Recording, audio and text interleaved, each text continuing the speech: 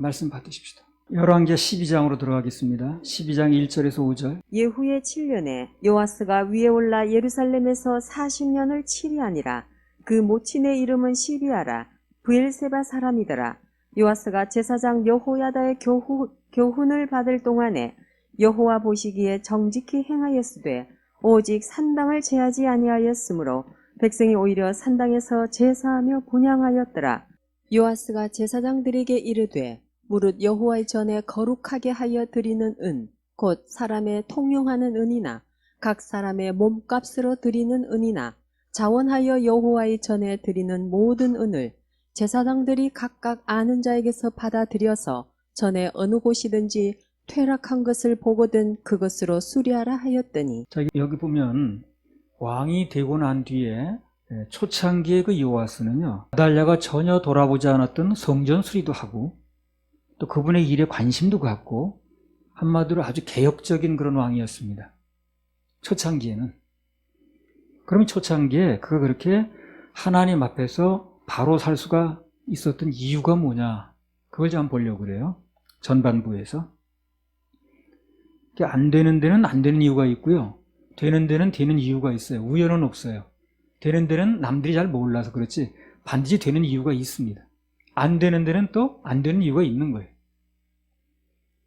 요아스가 이제 잘하는 이유가 우선은 그거죠.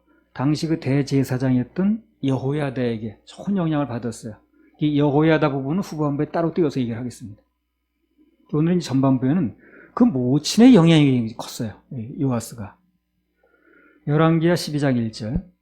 예후의 7년에 요아스가 위에 올라 예루살렘에서 40년을 치리하니라. 그 모친의 이름은 시비아라. 브엘세바 사람이더라. 그럼 요아스가 모친의 영향을 받았다는 얘기가 어디 있는가? 그런 얘기는 없어요. 근데 그 시비아라는 여자가 어디 사람이냐를 보고 힌트를 얻는 거예요. 브엘세바 사람이죠, 이 사람이. 그래서 요아스 왕의 그 모친 이름이 시비아라는 사람인데 고향이 브엘세바 사람이었다는 거예요. 거기서 나왔고 거기서 자랐습니다. 이 브엘세바라는 게 그 이스라엘의 최고 그 남단에 있는 땅이에요. 우리나라로 말하면 마라도 정도 된다고 그럴까. 하여튼 자우지간 사람이 살 수 있는 최남단입니다. 마라도는 좀 사람이 상주하지는 않습니다만. 예. 그래서 그 이스라엘 영토의 최남단이 그 브엘세바인데 거기가 일찍부터 이스라엘 백성들이 아주 종교적인 그런 명소로 성소로 여겨오는 땅이에요. 여기가요. 그래서 외부에서 들어올 때 첫 번째 거치는 땅이 거기라. 그래서 그 옛날에 그 아브라함이 강을 건너서 닿았던 땅이 거긴 거예요. 브엘세바. 창세기 21장 32절 33절. 그들이 브엘세바에서 언약을 세우매 아비멜렉과 그 군대 장관 비골은 떠나 블레셋 족속의 땅으로 돌아갔고 아브라함은 브엘세바에 에셀나무를 심고 거기서 영생하시는 하나님 여호와의 이름을 불렀으며. 그래서 여기 보면 그 브엘세바라는 데는요, 옛날 아주 창세기 때부터 아브라함이 영생하는 하나님을 불렀던 곳입니다. 간단히 말하면 신령과 진정으로 예배드렸던 장소예요. 하나님 이름 부르는 게 그거 아니겠어요? 영적인 장소라는 거죠. 이렇게 쭉 전통을 이어내려오는 거예요, 땅이. 그래서 어디가 됐든 간에요, 예배를 드리면 하나님 보시기에는 거기가 유명한 장소가 돼요. 예배 드리는 장소가. 전국으로 전에 다닐 때요, 우리 생손에 가서 예배 드리는 곳마다 다 좋게 됐습니다. 여러분 보시면 알겠죠. 다 유명해졌습니다. 막 신문에 뜨고 그러더라고요. 그리고 우리만 예배 드리면 이 장소가 뜨네. 그것도 우리 그렇게 얘기했잖아요. 제일 먼저 눈에 띄는 게 길이 잘 뚫리더라고. 우리만 갔다 오면. 그 광주기도 앞길도요, 길이 너무 좁아가지고 그 농로보다 약간 넓어가지고 차가 교행도 잘 못하던데 거기에요. 근데 4차선 도로가 뚫리더라고. 포항 경주도 마찬가지였고, 내가 살던 충주도 처음에 그 고속도로까지 나오려면 일주까지 나와야 돼요. 그 고속도로 나오는 데만 1시간만 걸렸어요. 근데 중부 내륙 고속도로가 뚫리더라고. 4차선으로. 기도원도 우리가 집회하고 나면 유명해지는 거야. 브엘세바라는 땅 얘기라고 했는데 거기는 아브라함 때부터 아주 영적인 데였습니다. 그리고 이삭 때도 아주 유명한 땅이었어요. 창세기 26장 32절 33절. 그날에 이삭의 종들이 자기들의 판 우물에 대하여 이삭에게 와서 고하여 가로되 우리가 물을 얻었나이다 하매 그가 그 이름을 세바라 한지라. 그러므로 그 성읍 이름이 오늘까지 부엘세바더라. 그래서 그 땅에서 늘 예배에 성공하다 보니까 거기서 물이 터진 거예요. 좋은 일들이 있었다는 거예요. 예. 그래서 아브라함이 영생하는 하나님을 부르면서부터 예배한 뒤부터 계속해서 그 후손대에도 복받는 땅이 됐어요. 거기가 부엘세바가. 창세기 28장에 보면 야곱이 이제 하늘의 사닥다리를 봤죠. 최초로 하나님 만난 곳이거든요. 거기도 부엘세바와 하란의 한 중간쯤 되는 데예요. 거기가. 예. 하나님께 그곳을 아주 귀한 장소로 보시는 거예요. 그래서 창세기 35장에 보면 야곱이 인생 최대 위기를 만났을 때 야곱을 그곳으로 부르시죠. 거기서 예배드리라고 그러잖아요. 예배드리라.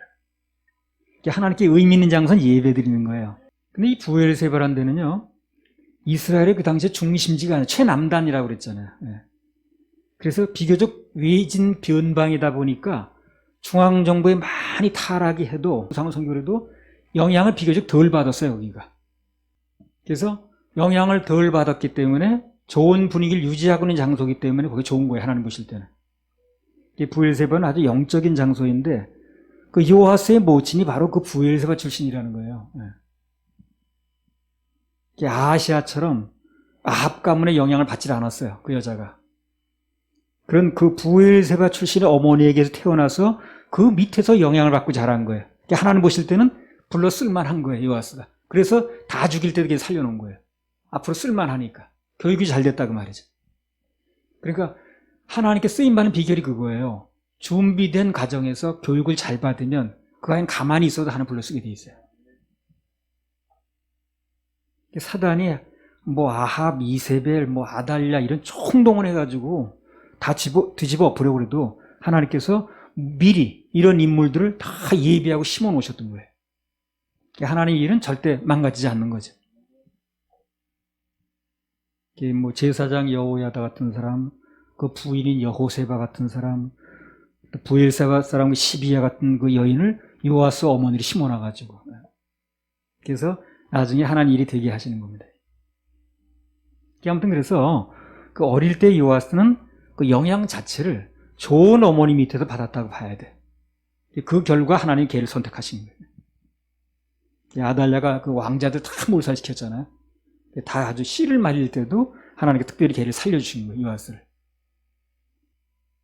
그래서 그 아달랴나 이세벨 그런 영향이 아닌 영적인 엄마 밑에 있었기 때문에 하나님 보실 때는 요아스에게 희망을 걸 수가 있었던 거지. 남자들은 결혼할 때 부인들을 어떻게 얻어야 되는 거예요? 절대 영적인 이세를 위해서. 왜 그러냐면 단순히 내 아내라기보다도 내 아이들의 엄마 될 사람을 구하는 거예요. 그렇겠죠? 그럼 잘 구해야 되는 거예요. 내 아이들의 엄마 될 사람을 구하는 거라고. 창세기 6장 1절에서 3절. 사람이 땅 위에 번성하기 시작할 때에 그들에게서 딸들이 나니 하나님의 아들들이 사람의 딸들의 아름다움을 보고 자기들의 좋아하는 모든 자로 아내를 삼는지라. 여호와께서 가라사대 나의 신이 영원히 사람과 함께하지 아니하리니 이는 그들이 육체가 됨이라. 그러나 그들의 날은 120년이 되리라 하시니라. 이미 여러 차례 얘기한 대로요, 노아 홍수의 직접적인 원인이 하나님이 세우신 결혼 제도가 망가져버린 거예요. 몰락된 겁니다. 그래서 경건한 가정이 성립이 안 되면 거기서 경건한 자손이 나올 수가 없는 거예요. 그럼 그 가정에 희망을 줄 수가 없는 거죠. 그러니까 가정을 이루고 산다는 건 부부끼리 무슨 재밌게 사는 것도 물론 사람끼리 목적이겠으면 하나님 보실 때는 경건한 자손을 얻겠다는 거예요. 그들 부부를 통해서. 근데 그 부부가 경건한 그 상대가 아닌 사람을 살게 되면 거기서 경건한 자손이 나올 수가 없는 거예요. 그러니까 하나의 희망을 못 갖는 거예요. 창세기 6장에서 하나님의 아들들이 사람 딸하고 만나가지고 그 가정 자체가 망가지니까 거기서 경건한 자손을 얻을 수가 없는 거예요. 그래서 결혼 제도가 무너지니까 하나님 보실 때 희망이 없는 거죠. 당대 의인 그 노아 가정을 제외하고는 모두 홍수로 멸하신 겁니다. 여기서 의인이라는 거는요, 그가 뭘 해서 의인이 아니에요. 하나님의 홍수에 대한 계획을 믿어서 의인이에요. 믿으니까 의인이지 그 사람 뭘 해서 의인이 아니에요. 믿으니까 뭐 방주도 만들었겠지만 믿음을 근거로 하는 거거든. 그때나 이때나 믿지 않는 자와 결혼을 하면 하나님께서 그 후손 문제가 되는 거예요. 그 당사자는 무슨 눈이 맞아 사는지 모르지만. 그래서 그 가정에 별로 희망을 두질 않아요. 그래서 믿는 자끼리 혼인이 아주 중요한 겁니다. 부모들, 특히 엄마 위치에 있는 여성분들은 누구보다도 예배 성공해야 됩니다. 예. 그게 내 자녀를 위해서 심는 거예요. 그래야 거기서 경건한 자손들이 나오게 돼 있고 그 자손은 하나님께서 귀중한 일에 쓰시기가 좋은 겁니다. 요아스를 불러 쓰셨다는 얘기는 그런 얘기들이 들어있는 거예요, 지금. 예. 특히 어머니가 하나님 앞에서 경건한 생활을 하게 되면 오늘 요아스처럼 그 자녀는 하나님께 스카우트되기가 쉬워요. 성분 자체를 좋게 보시면 성분 자체를.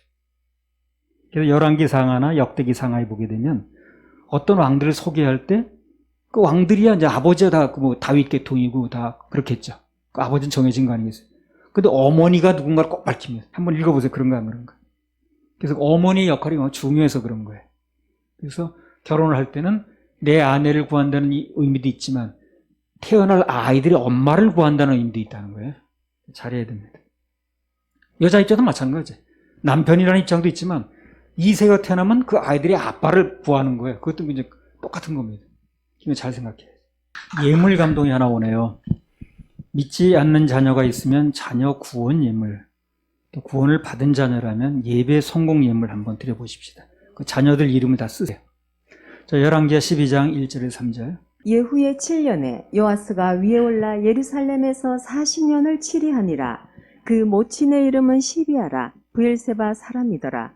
요아스가 제사장 여호야다의 교훈을 받을 동안에 여호와 보시기에 정직히 행하였으되 오직 산당을 제하지 아니하였으므로 백성이 오히려 산당에서 제사하며 분향하였더라. 원래 이 사람이나 짐승이나 훈련을 받으면 달라집니다. 부가가치가 높아져요. 그래서 특히 사람은 교육받는 대로 삶이 달라져요. 무슨 교육을 받았느냐에 따라서 사람이 달라집니다. 장교 훈련 받으면 장교가 되는 거예요. 똑같이 들어갔는데 똑같은 사람인데. 간부 훈련 받으면 간부가 되는 거예요. 똑같은 청년이 쓰는데 어떤 사람이 경찰관 훈련을 받았다. 한 사람 경상관이 되는 거예요. 그가 언제 어느 때 어떤 교훈을 받고 특히 누구에게서 교훈을 받았느냐가 그 인생이 좌우되는 거예요. 요아스라는 왕은요, 참 감사하게도 이 초창기 교육이 잘 됐어요. 그 여호야다라는 아주 좋은 사람을 만난 겁니다. 디모데후서 3장 14절. 그러나 너는 배우고 확신한 일에 거하라. 내가 네게서 배운 것을 알며. 누구에게서 배우느냐가 중요하다는 거예요. 그래서 누구에게서 배우느냐, 누구에게서 뭘 배우느냐가 중요한 거예요. 누구 문화생인가, 그게 중요하다는 거예요. 그 보통 이제 보면요, 세상에서도요, 누구 문화생인가를 물어봅니다. 바둑계에서도 그러잖아요. 누구 문화생이야, 그 사람이? 기단이 문화생이야? 오청원 문화생이야? 그 물어봅니다. 그거. 따져봅니다. 누구한테 배웠느냐가 중요하다는 거예요. 예술계도 그래요. 누구한테 배웠느냐가 중요해요. 그래서 그 사람 라인은 그 사람 나이대로 하는 거예요. 누구한테 배웠느냐가 중요해요. 누구한테 교육받았느냐가 그렇게 중요하다는 거죠. 그 무술도 그러더라고. 무슨 파에서 무슨 무술을 배웠느냐가 그게 굉장히 중요한 거예요.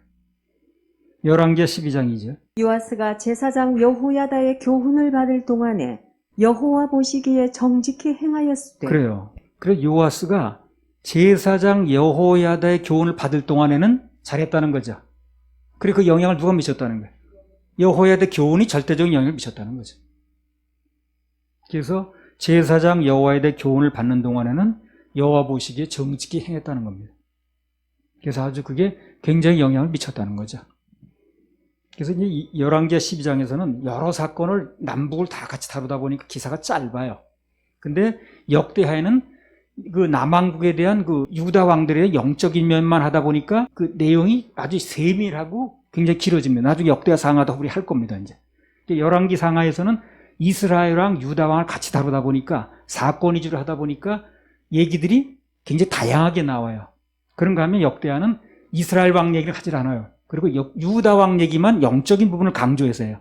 그러다 보니까 좀 자세한 반면에 양이 좀 많죠.